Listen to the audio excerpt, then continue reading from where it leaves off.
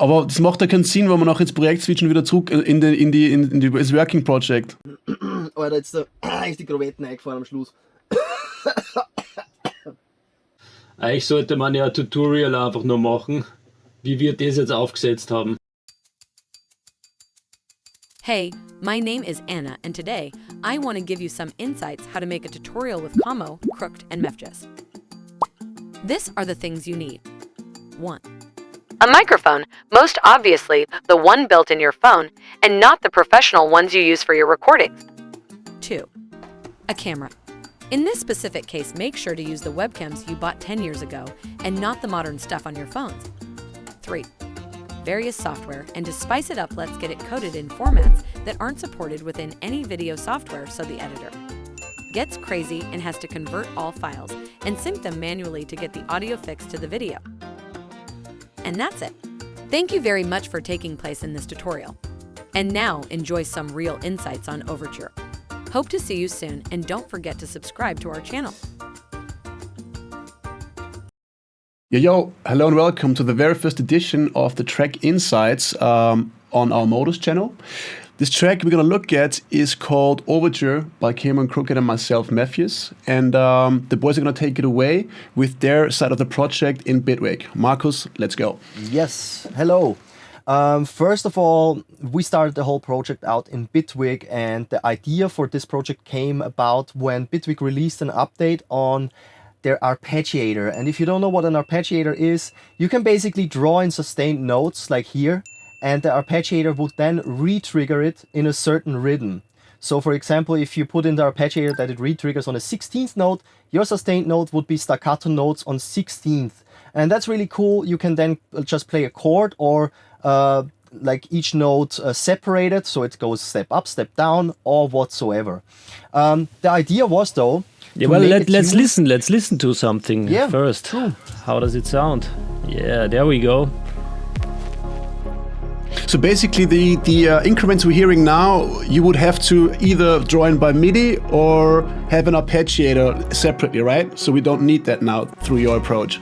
Exactly. So first of all, there's one arpeggiator in there for the project that triggers pretty much all of the sounds that you can hear, right? So for example, you obviously have your typical pluck saw chord in there, you have a Moog sound in there, but at the same time, you have some really cool samples that are being re-triggered, like this one here, as you can see, which I think was a mandolin, if I remember correctly. And then you have even samples in there that most of them are really subtle, but those are not re-triggered, but gated, because you can put modulators in Bitwig on any plugin that you want. And we have ADSRs that control, for example, the filter cutoff and also the volume of certain sounds. But at the same time, and that is also really cool, you can not only feed a lot of channels within Bitwig with one arpeggiator, but also filter them. So, for example, a note filter allows us to just receive the low end of that arpeggiator, like all the notes that you see in there. It basically just feeds the bottom notes into that channel, so it basically is a mono voice input. And on the other channels you have some sort of chord input, but it filters out the low end. And with that, it allowed us to have one arpeggiator that triggers all of the sounds that you can see there.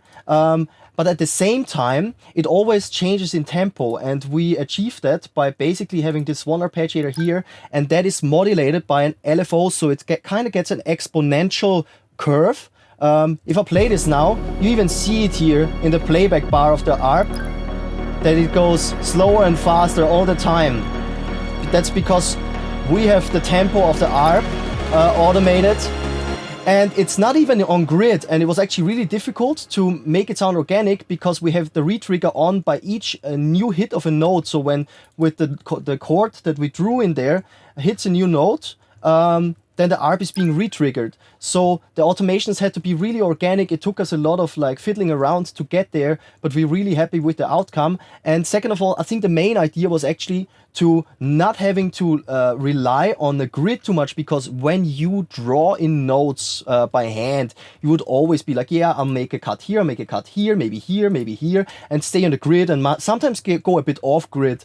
But it's most of the time you rely on rhythms that you kind of used to, that look and feel right to you. But with this method, it kind of allowed us to literally go by hearing and say, oh wow, this is a cool groove. I wouldn't be able to come up with this naturally.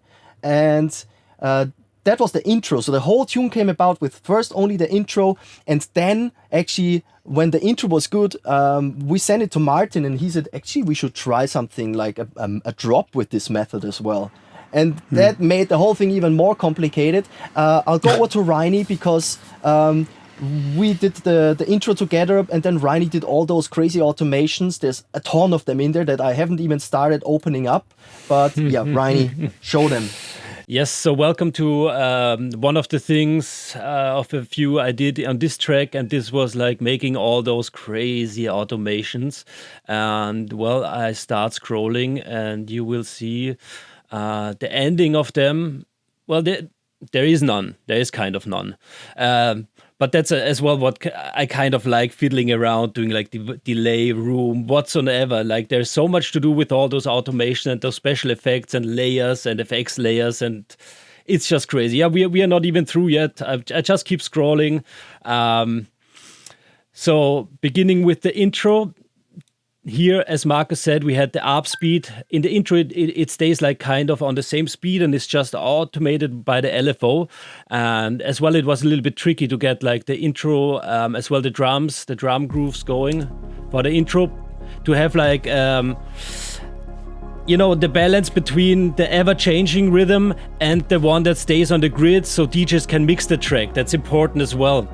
And then keep the intro building and get the tension right. So it just keeps on building over like, I think 65 bars, right? Yeah. So right until 1:30. So and like at bar 49, there's kind of a breaking point where it's like on the climax, but then it had to go down as well, everything falling down, and be ready to go back from the tension into the breakdown. Like that's a real moment on the floor, right, guys? Like when we've been playing this tune like for months now as last tune, and when this breakdown hits, the laugh hearts have gone up. Like Daxter MC has calling for the laugh hearts, and they have been delivering. So that gave us I think it was really important for us to keep the intro long, right? Because we were thinking about shortening the intro, but then we tried it, and the feeling was kind of gone. So we were sticking to the original length of the intro, which is really long for nowadays tune lengths. A normal tune on Spotify is pretty much as long as our intro is here, so that says something. Kind of, yes. At the same time, I think a lot of those automations are on and off automations of like bypassing plugins and adding plugins, because there's more layers coming up. And as we say, since everything is triggered by one arpeggiator, you kind of just have to turn them on and off, or like just remove them with doing a volume automation. Like the bass drum that comes in later, it's just all automations, turning stuff on and off, and also effects to make something seem bigger and smaller, or like ADSR automations to make sounds longer with their tail, depending on how much space the ARP leaves on room. A lot of fiddling around and a lot of tweaking parameters till we were happy with it. I think that's the automation side of it. We have to add to that Martin actually works in Cubase usually for his whole career, and we always try to convince him to go into Bitwig. But with those kind of projects, I don't think he will become a fan, because we always, when we do something, it has to be so different. The approach has to be really different, and the projects are already really convoluted when we are telling Martin to get involved, and he's like, oh God, I feel intimidated, by the first time he opens it. So I think it was generally a good idea to kind of, once we were happy with all of those sounds, merge it into Cubase and work with audio from that point. And I think we can go over to Martin's side of things. I just want to quickly show, because I was just talking about the intro, and where it gets really crazy is just, when the when the big chords are coming in, and we went back and forward on this part. Like Martin jumped back into Bitwig because like getting the speed right of all those bits playing, that was kind of the hardest part, you know, because it has to have a groove that you can follow, but still is unexpected. Because it needs to grab your attention. There are so many tunes with arps out there, but we wanted to feel it different, but still it's hard to have it not confusing. And as well, this all is triggering a chain with like, I don't know, like 6 serums, a vocal morph, retrigger, sub noise, and this is all, getting switched on and off and automated with effects like delay and what's or not. It's crazy. So each of these instances have like as well a chain of effects on them which are getting like automated. Yes, and this was like the really nice part to get it right, where we went back and forward because there's so many options. It's very hard to control, and as Marcus said, it felt good to have it rendered because you're getting paranoid that it sounds different each time you listen to it. And you need to stop at some point and say, okay, that's the rhythm. Let's not touch any of those dots anymore. Let's go. Martin, show us what you did with all those parts then in Cubase. Right. Thanks, guys, for explaining the Bitwig madness we did there. Like Marcus said, they're trying to convince me of Bitwig, and it's a really incredible DAW. For me, it's a bit too convoluted at times.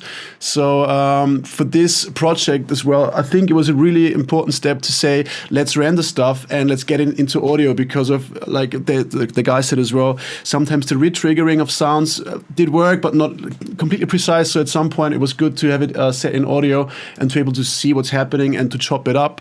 And like many of my projects that you might have been seeing on my channel as well with particles, I just like to color code everything a little bit to get a better understanding what's going on.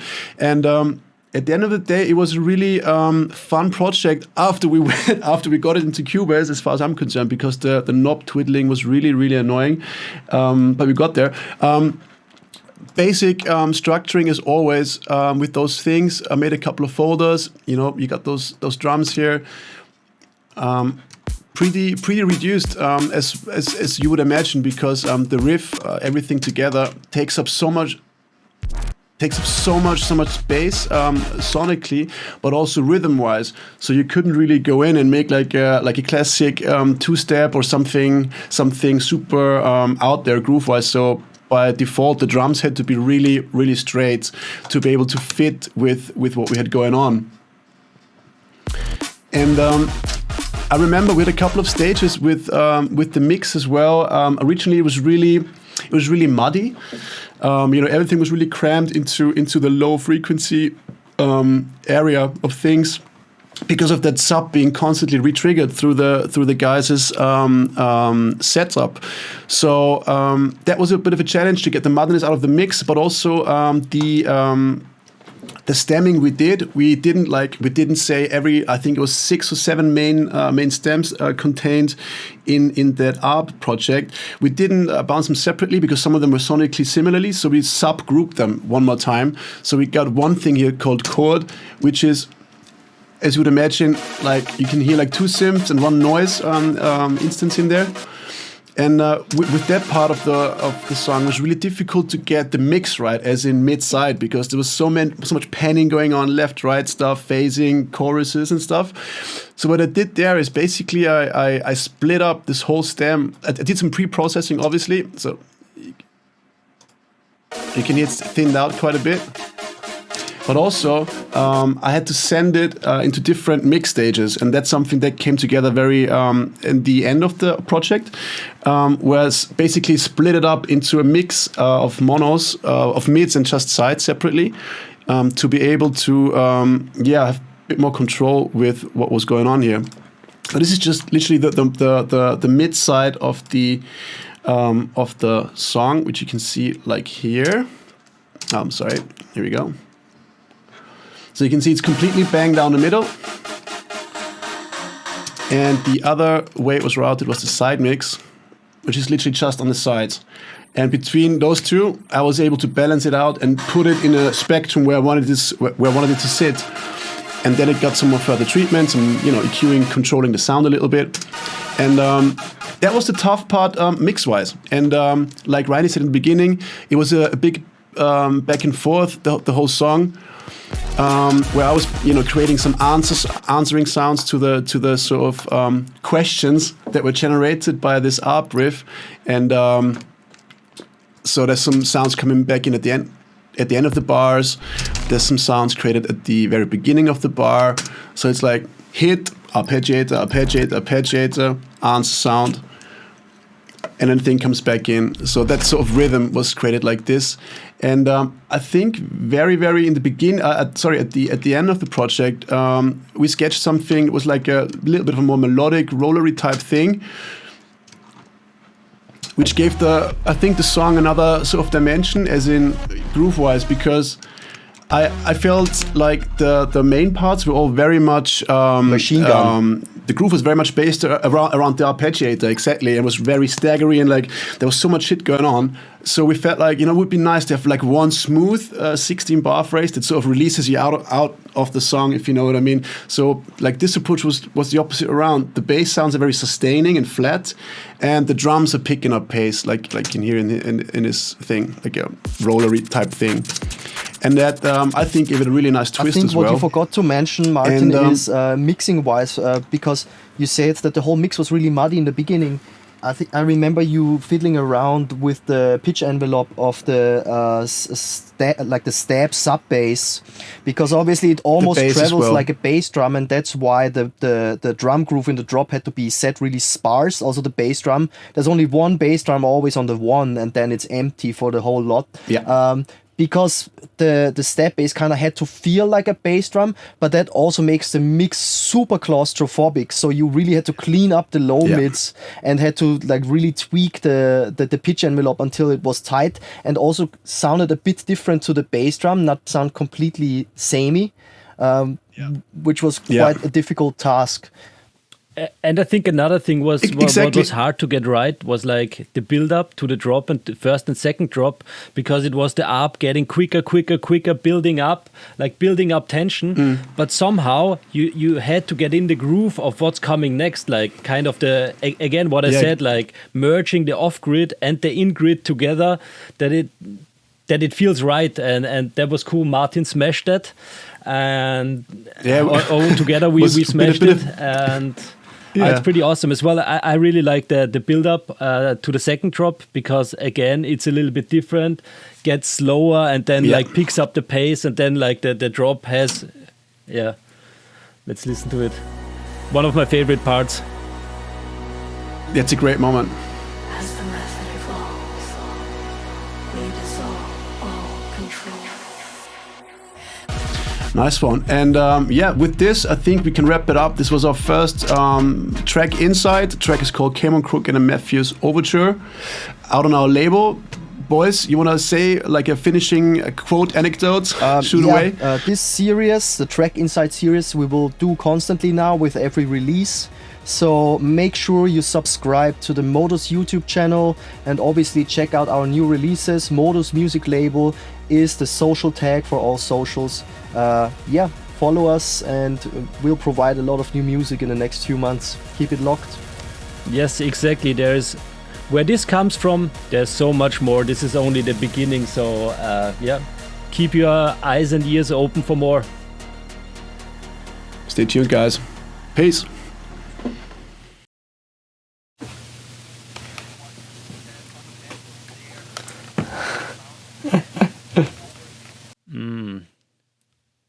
Ooh. It is horrendous.